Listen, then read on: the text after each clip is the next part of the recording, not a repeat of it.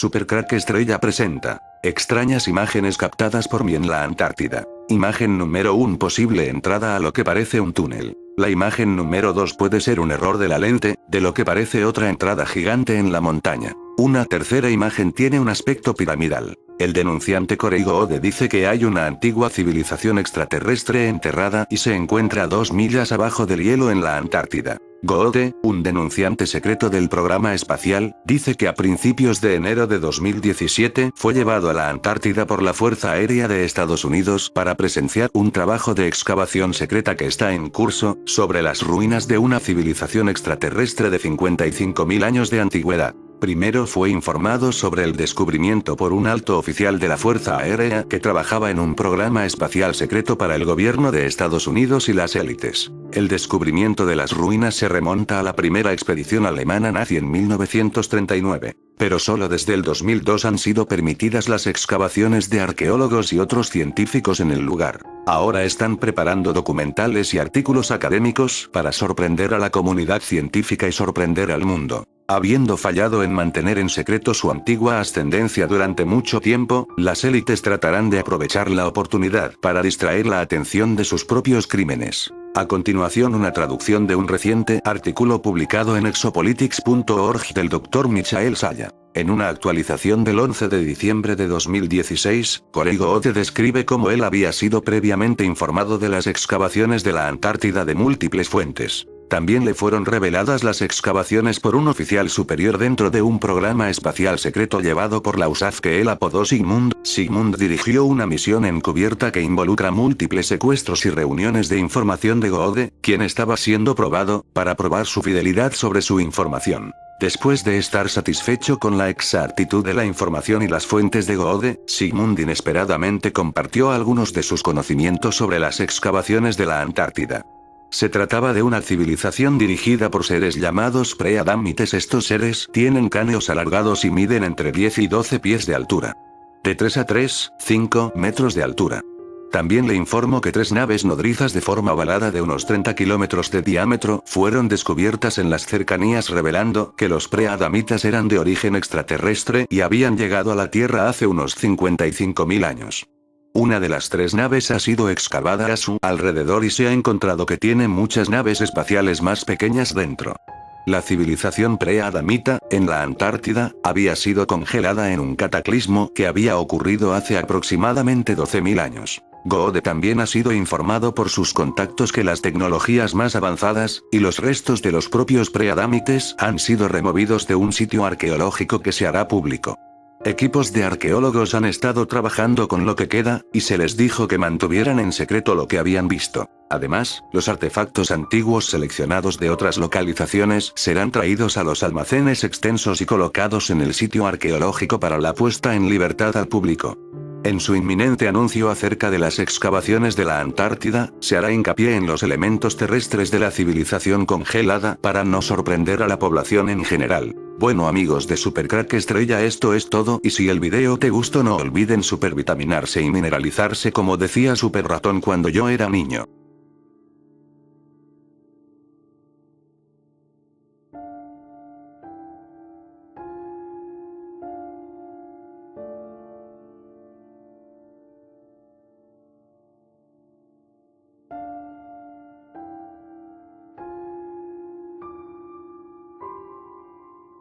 Supercrack Estrella presenta la profética tumba del Papa maldito que pactó con el diablo. ¿Leyenda o realidad? La historia de Silvestre II está repleta de leyendas y exageraciones, que derivan básicamente de su interés por la ciencia árabe y por haber vivido el simbólico cambio de milenio al frente de la iglesia. La archibasílica de San Juan de Letrán en Roma fue antes que la de San Pedro el epicentro del poder pontificio y la morada eterna de algunos papas medievales. Entre estos destaca la tumba dedicada al enigmático pontífice Silvestre II, también conocido como el Papa Mago o el Papa Druida, a la que se le achaca el poder de predecir la muerte de los sucesores de San Pedro. Así, el sepulcro destila agua y registra ruidos de huesos cuando el fallecimiento de un pontífice es inminente. O al menos eso dice una leyenda surgida en medio del ruido del cambio del primer milenio. La historia de Silvestre II está repleta de leyendas y exageraciones, que derivan básicamente de su curiosidad por la cultura druida, su pasión por la ciencia árabe y por haber vivido al frente de la iglesia al cambio de milenio. Gerberto de Aurillac fue, además, el primer pontífice francés en ocupar el sillón de San Pedro en el año 999, en plena efervescencia de las profecías que anunciaban el fin del mundo. Pero aquí en este canal Supercrack Estrella intentaremos ver si hay algo de verdad en si este papa, pacto con el diablo. Para ello me basaré en mis investigaciones sobre el Festival de la Bestia. Mis seguidores de Supercrack Estrella ya sabréis que es el Festival de la Bestia. Pero si no lo sabíais, aquí una breve descripción: el Festival de la Bestia es un evento que ocurre cada 28 años, se celebra en algún castillo de Europa, y tiene un año de duración. En este festival de sacrificios, sexo y muerte, rituales dicen que se abre un portal por donde aparece el mismo Satanás, donde toma por esposa a una mujer virgen. Y sabemos que el último Festival de la Bestia fue en el año 2009, así que lo que tenemos que realizar es restar 28 al año 2009 una y otra vez y ver si coincide con el año del Papa Silvestre II. Así que empezamos a restar 28 al año 2009 y nos lleva al año 1001. Ahora veremos el papado de Silvestre II.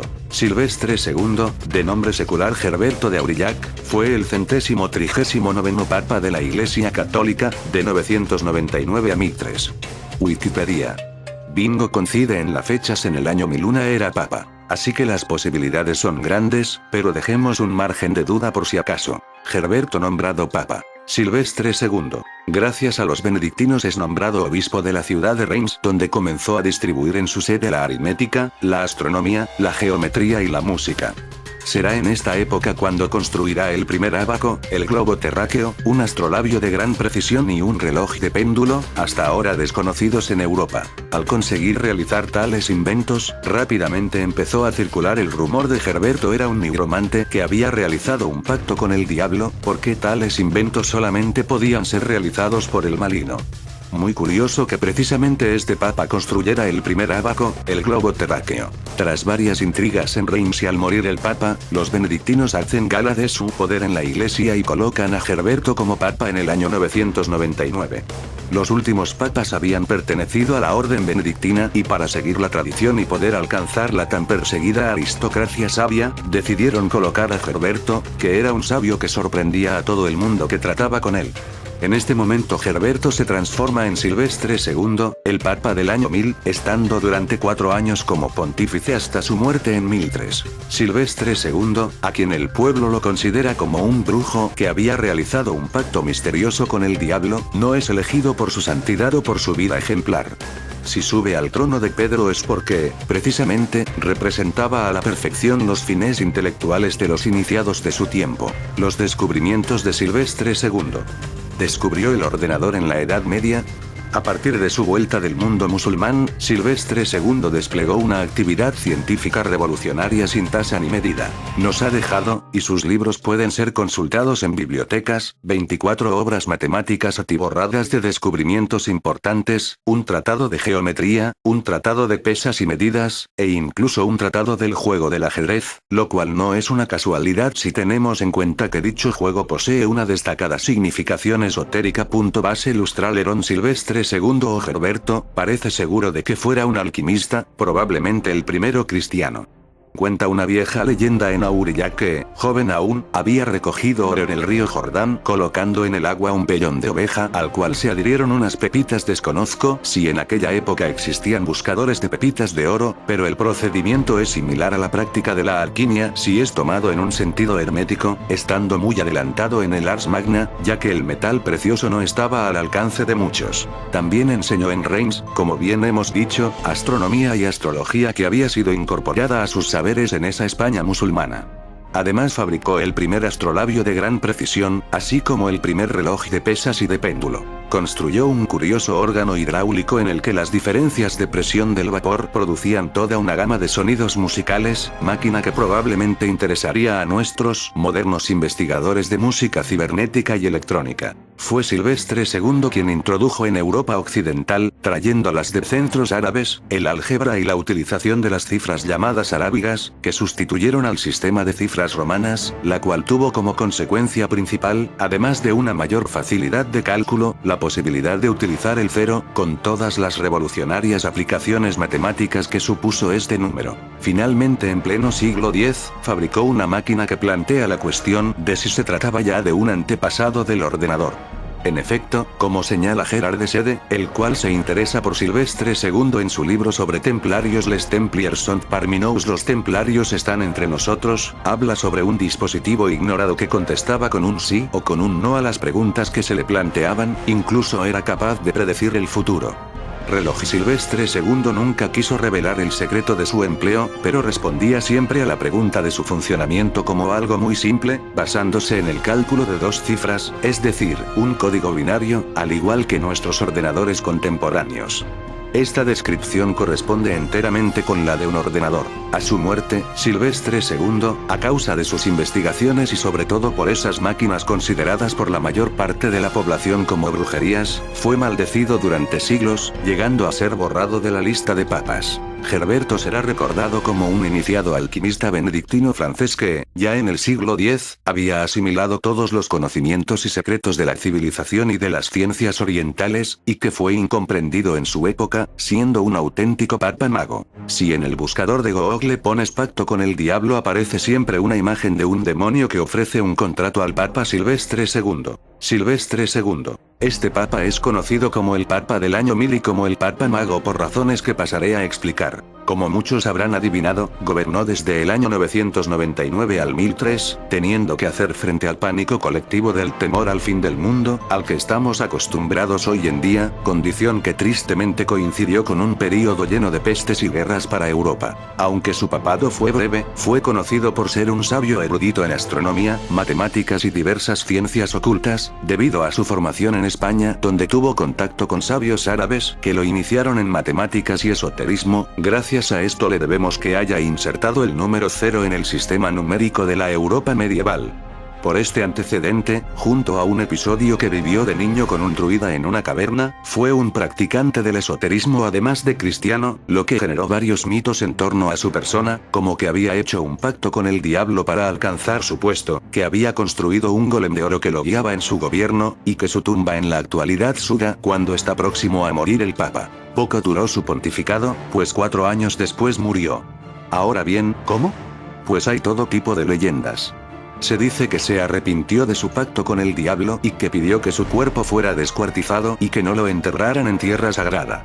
También se cuenta que el acuerdo consistía en que el demonio tomaría su alma cuando él fuera a Jerusalén, cosa que no tenía ninguna intención de hacer, pero resulta que entre sus muchos conocimientos no debía estar un detalle que conocía todo el mundo. La Basílica de Santa Cruz en Jerusalén, en Roma, había sido construida sobre tierra traída, ya sabéis de dónde, ¿no? Pues claro, de la mismísima Jerusalén. Así que cuando un día el Papa fue a visitarla, poner el Papa un pie dentro y venir el demonio a cobrar su deuda fue todo uno. Eso sí, cuentan que en el acto el Papa se arrepintió muchísimo de todo, cayó muerto y unos caballos alados recogieron su cuerpo y se lo llevaron a San Juan de Letrán, lo que todo el mundo interpretó como una señal clarísima de que Dios le había perdonado. ¿No hubierais pensado lo mismo vosotros? Pues claro que sí, no pongáis esa cara de incredulidad. El caso es que está enterrado allí, en una tumba de lo más misteriosa. Para empezar, se cuenta que no está solo. ¿Quién duerme con él el sueño eterno? Una mujer. Sí, una mujer en la tumba de un papa, pero aún hay más. Dicen que Satanás le había puesto para vigilarle un demonio femenino que se enamoró de él, renunció a la inmortalidad, se hizo mujer, vivió amancebada con él y están enterrados juntos. ¿Cierto o no? Esto no es lo más fuerte, ni mucho menos. Lo más impresionante es la leyenda que dice que esta tumba predice la muerte de los papas. Durante siglos, cada vez que un papa iba a morir, los huesos de Silvestre II empezaban a chocar entre sí tan ruidosamente que cualquiera podía oírlos. Tan llamativa era la cosa que un papa decidió abrirla para ver qué podía haber dentro, y en ese momento, al contacto con el aire, los huesos se desintegraron y se convirtieron en polvo. ¿Fue aquello el fin de las predicciones? Pues para nada, porque parece que desde entonces la lápida suda cuando un papa va a morir, hasta el punto de que según algunos se llega a formar barro en el suelo. ¿Una exageración? Probablemente. Hay algo de cierto en todo esto. Bueno amigos de Supercrack Estrella, esto es todo, un saludo y si el video le gustó pulgar arriba.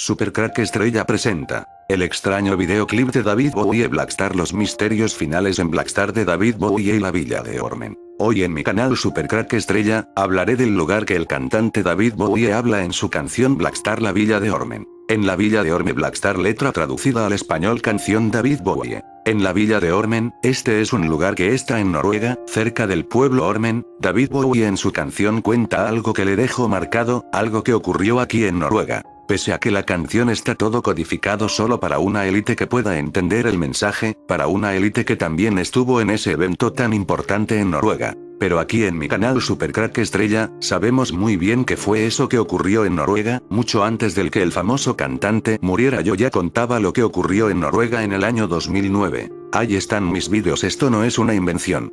Muchos de mis seguidores ya sabrán que en el año 2009 en Noruega fue el Festival de la Bestia. Esto es lo que David Bowie nos está contando en su canción. El Festival de la Bestia ocurre cada 28 años, dura un año entero, siempre lo realizan en un castillo de Europa. Durante ese año se realizan rituales en ese castillo. Y en un día de ese año se abre un portal dimensional por donde dicen entra el mismo Satanás. Por lo menos eso me contaron en Baviera. El castillo más cercano a este lugar, Ormen, es el castillo Akershus. El castillo es la principal edificación de una fortaleza militar, construida junto al fiordo de Oslo. Originalmente, en la época medieval, era un castillo real. Es probable que haya atraído especialmente a los productores de Disney por el hecho de que logró salir indemne de varios asedios durante 7 siglos y nunca pudo ser conquistado por un ejército extranjero. Su diseño aparece fielmente representado en el film Frozen como la morada de Elsa, la reina de la nieve de Arendelle. Quizás ahora entiendo por qué esta película Frozen tiene tantos mensajes satánicos.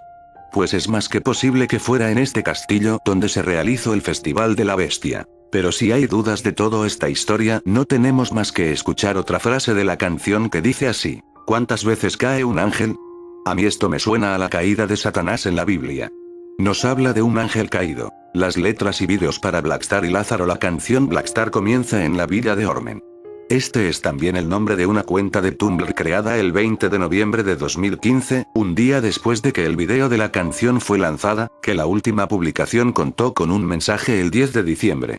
Esta escala de tiempo sugiere que podría haber sido creado por los fans, si no fuera por algunos mensajes que hacen alusión a las imágenes del video Lázaro, publicado 6 semanas más tarde. Una mujer que sale de la parte derecha del armario. Bowie termina el video Lázaro volviendo a la izquierda, como si estuviera entrando en un ataúd, además de un cráneo en un escritorio. Ormen es también un pueblo de Noruega, el país de donde es la antigua novia de Bowie, pero lo que los fans no saben que el 10 de diciembre fue cuando ocurrió aquella famosa espiral de Noruega del año 2009. Posiblemente el portal dimensional para que entrara, ya sabéis, dentro del castillo. Muy cerca de la fortaleza vivía el pintor noruego Edvard Munch, en una cabaña donde tenía su estudio en Asgardstrand, en el fiordo de Oslo, el cual aparece en varias de sus pinturas, incluyendo El grito, Muchachas en el muelle y La danza de la vida. Curioso que este pintor viviera cerca del castillo y pintara El grito, una de las obras más misteriosas de la historia. ¿Tendría este castillo algo que ver para esa obra? Edvard Munch fue un pintor y grabador noruego. Sus evocativas obras sobre la angustia influyeron profundamente en el expresionismo alemán de comienzos del siglo XX. El pintor decía de sí mismo que, del mismo modo que Leonardo da Vinci había estudiado la anatomía humana y diseccionado cuerpos, él intentaba diseccionar almas. Los temas más frecuentes en su obra estaban relacionados con los sentimientos y las tragedias humanas, como la soledad, melancolía, la angustia, el grito, tal vez su mejor obra, la muerte, muerte de un bohemio, y el erotismo, amantes, el beso. Si observáis con atención el videoclip de la canción, encontraréis el castillo y sus 3 torres. En fin, yo creo que hasta aquí es suficiente sobre este tema. Un saludo amigos de Supercrack Estrella, y si el video te gustó pulgar arriba.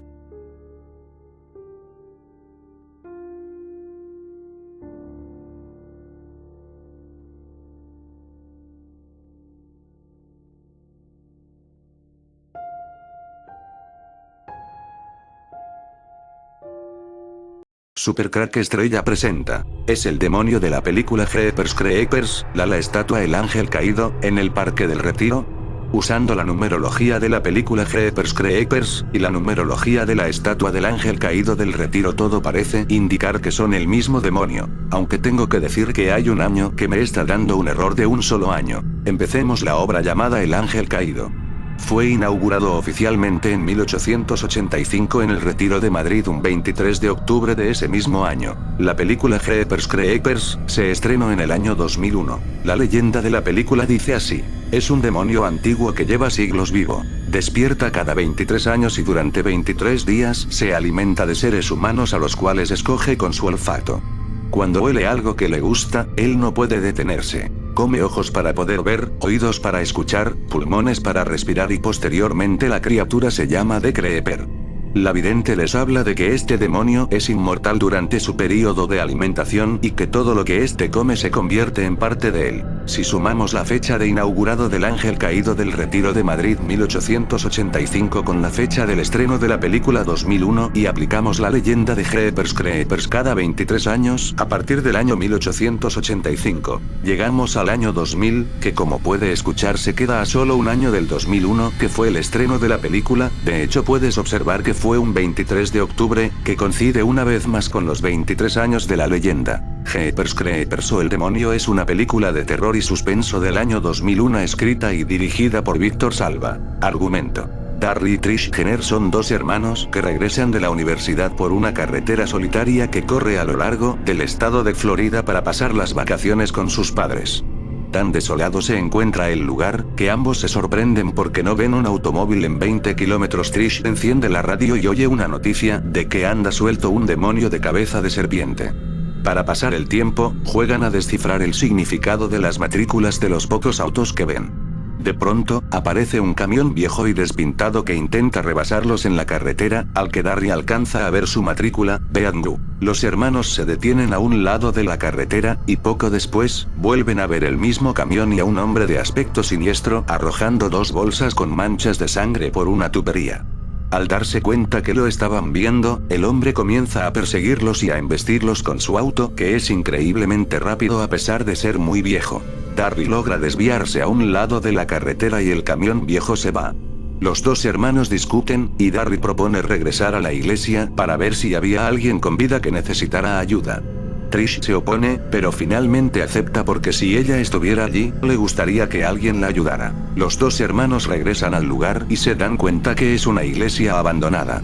Darry oye ruidos que provienen desde el interior de la tubería. Trish sujeta a Darry, quien comienza a observar a través de la tubería, pero unas ratas alteraron la situación provocando que Trish soltara a Darry, por lo que cae justo en el sótano de la iglesia. Una vez adentro, Darry encuentra a un joven agonizando envuelto en la bolsa y pronto se da de cuenta que este tiene todo el abdomen cocido de forma horrorosa. Este termina muriendo, y posteriormente Darry observa decenas de cadáveres colgados entre sí en las paredes del sótano. Darry logra reconocer dos cadáveres que fueron estudiantes de su universidad y que habían desaparecido en esa carretera de forma misteriosa hace 23 años. Cuando Darry logra salir, ambos hermanos conducen hasta un restaurante, donde vuelven a ver al camión viejo cuyo conductor acelera. Los hermanos exigen a una camarera llamada Beverly que necesitan hablar con la policía, pero antes de llamar a la policía, reciben la llamada de una mujer misteriosa que de alguna forma los conoce, y les dice que ese hombre no dejará de perseguirlos y que si escuchan una canción corran, porque eso significa que él está cerca. La policía llega al lugar, Darry les informa lo que vio en la iglesia, y poco después se dan cuenta que el hombre estuvo en la gasolinera del restaurante oliendo la ropa de Darry que estaba en el auto. Tras darse de cuenta, los policías toman una muestra de polvo que estaba en el auto de los hermanos y el análisis indica que esta es piel muerta. Trish observa que algo ha pasado volando por el restaurante. La policía escolta a los hermanos hasta la comisaría, mientras que a los policías se les informa que la iglesia se está quemando y que nadie podrá entrar ahí por un tiempo. Entonces Trish escucha la canción a través de la radio del auto y el hombre aparece matando a los dos policías. Darry y Trish, horrorizados, ven cómo el hombre huele la cabeza arrancada de un policía, y posteriormente come su lengua arrancándola con sus filosos dientes. Los hermanos escapan, Trish y Darry se dan cuenta que este hombre es una criatura horrorosa, y pronto se detienen en la casa de una señora solitaria que tiene muchos gatos para pedir un teléfono y llamar a los policías. La señora oye los gritos de sus gatos, era la criatura que los estaba comiendo, y pronto se dan de cuenta que la criatura se encuentra disfrazada de espantapájaros en el patio de la señora. Tras esto la señora sale de su casa con una escopeta tratando de amenazar a la criatura, pero al dispararle la criatura entra en su casa y finalmente mata a la anciana, y Trish y Darry corren a su auto. Trish atropella a la criatura con el coche contadas veces dejándolo inmóvil. Los hermanos ven cómo la criatura saca unas alas enormes de su espalda, intentando moverse sin lograrlo. Los hermanos escapan a la comisaría, donde se encuentran con una mujer llamada Jezelle, una vidente que les habló por teléfono. Ella les cuenta que lo que los atacó no es un hombre. Es un demonio antiguo que lleva siglos vivo. Despierta cada 23 años y durante 23 días se alimenta de seres humanos a los cuales escoge con su olfato.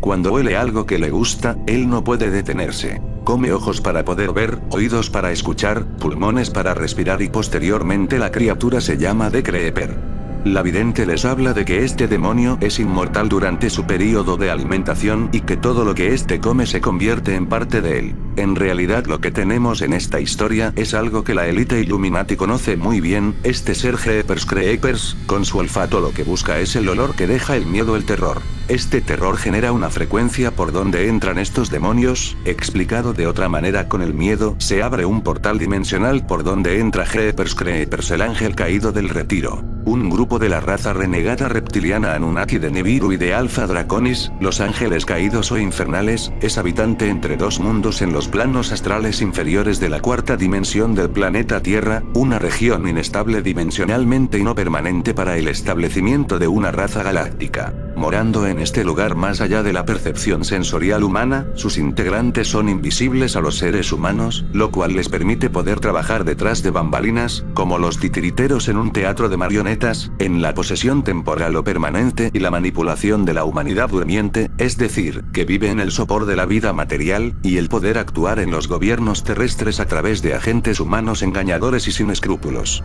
Debido a la proximidad a la tercera dimensión, pueden manipular y sentir esta dimensión. La sabiduría popular llama a estos seres como demonios. Cabe aquí la observación de que la raza reptiliana es una de las razas extraterrestres más antiguas de la galaxia, esparcida por muchos universos y con gran cantidad de variaciones.